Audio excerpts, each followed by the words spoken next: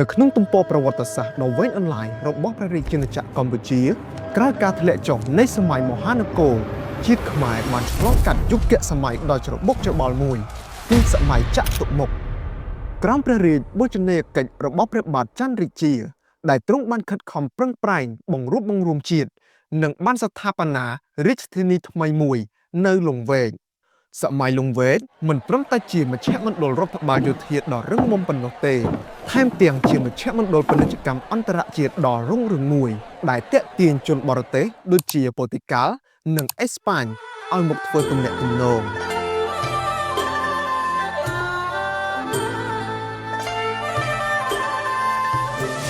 យ៉ាងណាមិញភាពរុងរឿងនេះប្រៀបបាននឹងពន្លឺភ្លើងទៀនចិត្តរលត់ការដួលរលំនៃរាជធានីលង្វែកមិនមែនកើតឡើងដោយចៃដន្យឬក៏ដោយសារតែកម្លាំងសត្រូវតែមួយមុខប៉ុណ្ណោះទេប៉ុន្តែវាជាលទ្ធផលនៃព្យុះសង្ឃរាដ៏ស្មុគស្មាញដែលកើតចេញពីការគំរាមកំហែងពីខាងក្រៅគួបផ្សំនឹងដំបៅមហារាជពីខាងក្នុងដែលនាំទៅដល់មហាវិនាសកម្មក្នុងប្រវត្តិសាស្ត្រខ្មែរបន្ទាប់ពីបានយកជ័យជំនះលើស្ដេចកនដែលដណ្ដើមរាជនៅចតុមុខព្រះបាទច័ន្ទរាជាបានសម្រេចប្រតិផ្លាស់រាជធានីមកតាំងនៅលង្វែកការសម្រេចចិត្តមួយនេះមានលក្ខណៈយុទ្ធសាស្ត្រខ្ពស់ហើយចំណុចវិជ្ជមានធំដែលយើងអាចកត់សម្គាល់បាននៅក្នុងសម័យលង្វែកមានដូចជាទី1យុទ្ធសាស្ត្រការពារជាតិព្រះអង្គបានបង្កើតកំផែងការពារដោយព្រៃឫស្សីដ៏ក្រាស់ដែលជាបន្ទាយធម្មជាតិដ៏រឹងមាំបំផុតដែលកងទ័ពសត្រូវមិនអាចទម្លុះទម្លាយដោយងាយបានទេនេះបង្ហាញពីចក្ខុវិស័យការពារជាតិដ៏ឆ្លៀសវៃរបស់ទ្រង់សម័យលង្វែកបានបើកទ្វារពាណិជ្ជកម្មជាមួយអឺរ៉ុបប្រជាជនរស់នៅដោយការធ្វើកសិកម្មនេសាទនិងពាណិជ្ជកម្មអន្តរជាតិជាពិសេសគឺម្រេចក្រវាញនិងជ័រឈើជាដើមការមកដល់នៃសាសទូតអឺរ៉ុបក៏បាននាំមកនូវបច្ចេកវិទ្យាថ្មីដូចជាកាំភ្លើងធំជាដើមមិនថាទោះជារឹងមាំយ៉ាងណាសម័យលង្វែកនេះក៏នៅតែមានកន្លែងចន្លោះប្រហោងដូចគ្នាគុណវិបត្តិរបស់សម័យលង្វែកទី1គឺការពឹងផ្អែកលើមេដឹកនាំបើយើងពិនិត្យមើលឲ្យស៊ីជម្រៅទៅស្ថិរភាពរបស់សម័យលង្វែកហាក់ដូចជាពឹងផ្អែកខ្លាំងពេកទៅលើបុគ្គលតែម្នាក់នោះគឺព្រះបាទច័ន្ទរាជាទី2ភាពទន់ខ្សោយនៃប្រព័ន្ធស្នងរាជដោយសម័យមុនដែរការផ្ទៃរាជសម្បត្តិមិនមានរបៀបរបបច្បាស់លាស់ដែលតែងតែបង្កឲ្យមានការប្រជែងរាជរវាងបងប្អូនបង្កើតជាបកពួកក្នុងរាជវាំងការប៉ុនប៉ងឈ្លានពាននិងឧបាយកលទុច្ចរិតសត្រូវចម្បងរបស់លង្វែកគឺសៀមនគរអយុធ្យាដែលពេលនោះកំពុងឡើងដល់កម្រិតកំពូលនៃអាណាចក្រយោធាក្រោមការដឹកនាំរបស់ព្រះបាទនរេសួនសៀមចង់បានលង្វែកដើម្បីបញ្ចប់ឥទ្ធិពលខ្មែរនិងគៀយកធនធានមនុស្សដូចជាបញ្ញវន្តស្មៀនព្រាហ្មណ៍ហើយនឹងក្រុមរបាំព្រមទាំងរូបបដិមាដ៏ពិសិដ្ឋគឺព្រះគោនិងព្រះកែវ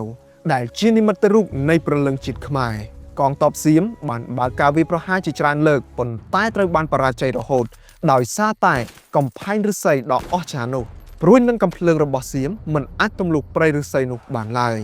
នៅពេលដែលសង្គ្រាមយោធាមិនអាចយកឈ្នះបានសៀមបានប្រើសង្គ្រាមចិត្តសាស្ត្រនិងសង្គ្រាមសេដ្ឋកិច្ចដ៏ពឹសពុលមួយដោយដំបូងគឺប្រើយុទ្ធសាស្ត្រប្រាក់ដួងតាមរឿងព្រេងនិងពងសាវតា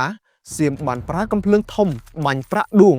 កាក់មាសឬប្រាក់ចូលទៅក្នុងព្រៃឫស្សីដ៏ក្រាស់នោះបន្តមកទៀតប្រជារាស្ត្រខ្មែរ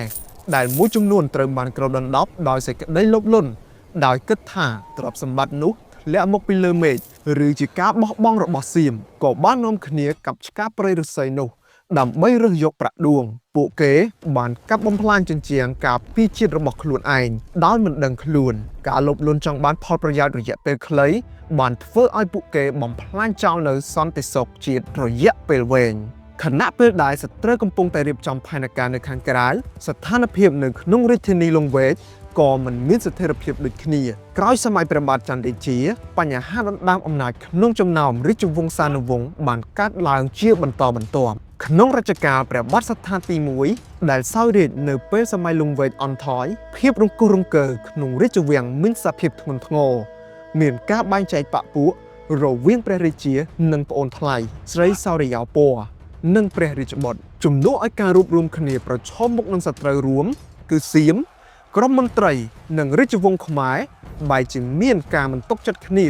និងដណ្ដើមអំណាចគ្នាទៅវិញទៅមក ការបែកបាក់សាមគ្គីផ្ទៃក្នុងនេះបានធ្វើឲ្យកម្លាំងការពារជាតិចុះខ្សោយយ៉ាងខ្លាំងមកមើលកំផែងឫស្សីដែលត្រូវបានប្រជារាស្ត្រខ្មែរកាប់បំផ្លាញស្ទើរតែអស់រលីងទៅហើយដោយសារការលោភលន់ចង់បានប្រាក់ដួងហើយកម្លាំងសាមគ្គីពីខាងក្នុងក៏ត្រូវបានបែកបាក់ដោយសារការដណ្ដើមរាជគ្នានោះគឺជាពេលវេលាដែលព្រះបាទនរេសួរនៃនគរសៀមរងចាំនៅឆ្នាំ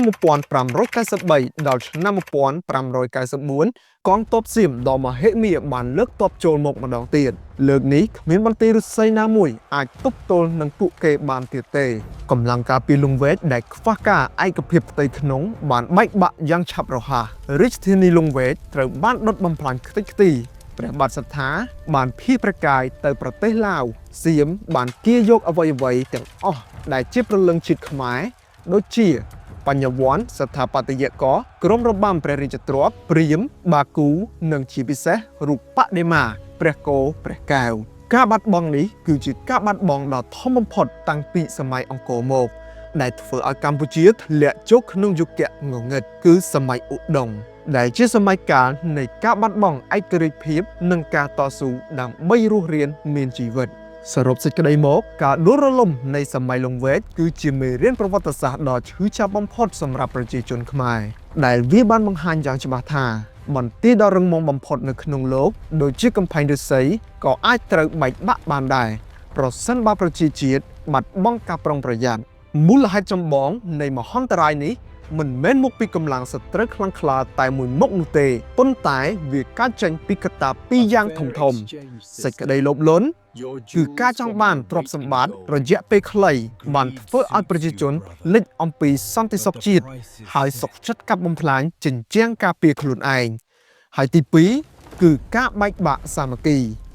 ការដណ្ដើមរាជអំណាចនិងផលប្រយោជន៍ផ្ទាល់ខ្លួនក្នុងចំណោមមេដឹកនាំនិងរាជវង្សបានធ្វើឲ្យកម្លាំងផ្ទៃក្នុងចុះខ្សោយនិងបើកឱកាសឲ្យសត្រូវពីខាងក្រៅចូលមកបំផ្លាញជាតិទាំងមូលប្រវត្តិសាស្ត្រលង្វែកបានបន្សល់ទុកនូវសារដាស់តឿនដល់កូនខ្មែរគ្រប់ចំនួនថាឯករាជ្យភាពនិងអធិបតេយ្យភាពជាតិអាចការពារបានលុះត្រាតែមានសាមគ្គីភាពផ្ទៃក្នុងដ៏រឹងមាំនិងការយល់ដឹងច្បាស់លាស់អំពីអបាយកលរបស់សត្រូវដែលតែងតែវាយប្រហារមកលើការលោភលន់និងការបែកបាក់